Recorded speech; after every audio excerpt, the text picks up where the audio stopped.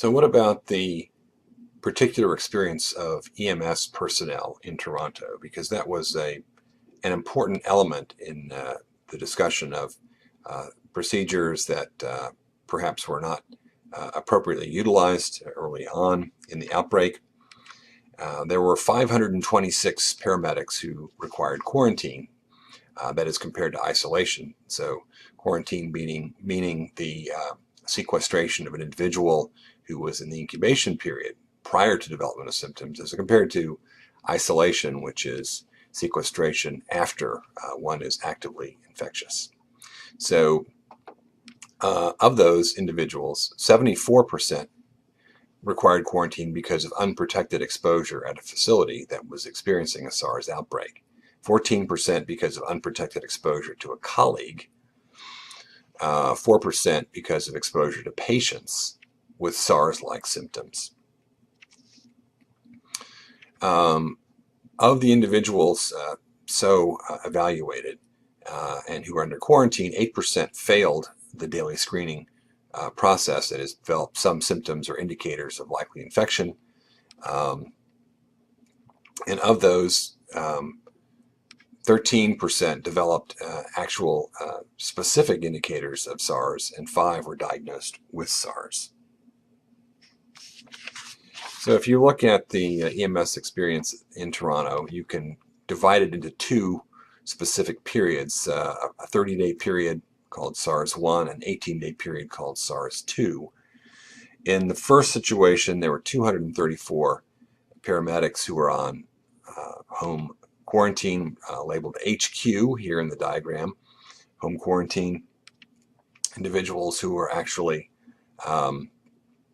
expected to stay at home during the process, with a peak of 146 on day 12, or a total of over 1,600 home quarantine days, with the peak 5 days resulting in 664 home quarantine days.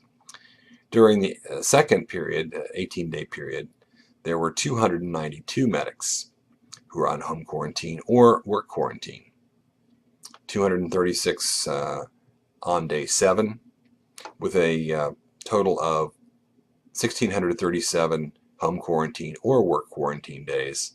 And in the peak 5 days, there were 910 home quarantine or work quarantine days of activity. So the situation emerged because of the recognition that individuals who were infected were infectious only after symptoms developed, that one could be on a quarantine situation or a virtual quarantine situation, but still report to work. The importance here is that individuals who might have been exposed were labeled as quarantined but allowed to work, provided that indicators of infection did not occur. If any of those did occur, they were immediately withdrawn from activity and truly sequestered and evaluated for infection.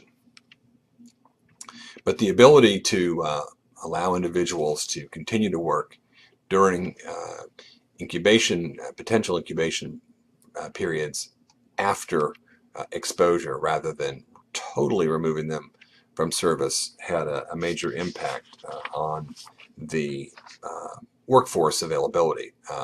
Removal of these individuals from service entirely would have had an enormously more detrimental impact on the situation.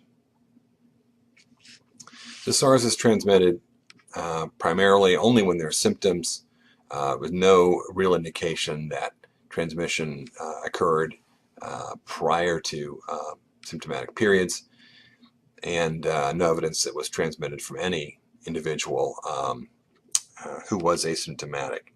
The highest period of contagion appears to be in the second week of illness. The infection control procedures that are appropriate to SARS include standard plus contact, plus droplet, plus airborne. The reason for that is that, of course, droplet makes sense, contact makes sense, standard does in all situations involving respiratory pathogens. Why airborne? Because certain procedures that were performed in the hospital did generate aerosols with small droplets, and those were potentially important in causing additional cases when personnel were not appropriately utilizing especially respiratory protection to prevent inhalation of those droplets. Unfortunately, there's no specific treatment for SARS. It's only supportive care, excellent intensive care unit support and treatment of any secondary bacterial infections. There are no antivirals that are effective. There's no vaccine. And the lack of any vaccine complicates, or rather the lack of active disease complicates vaccine research, in that we have no other way to rapidly tell if a vaccine now is effective in humans if there's no circulating SARS virus. In the final part, we'll look at a novel coronavirus which is having activity in the world long after the disappearance of SARS.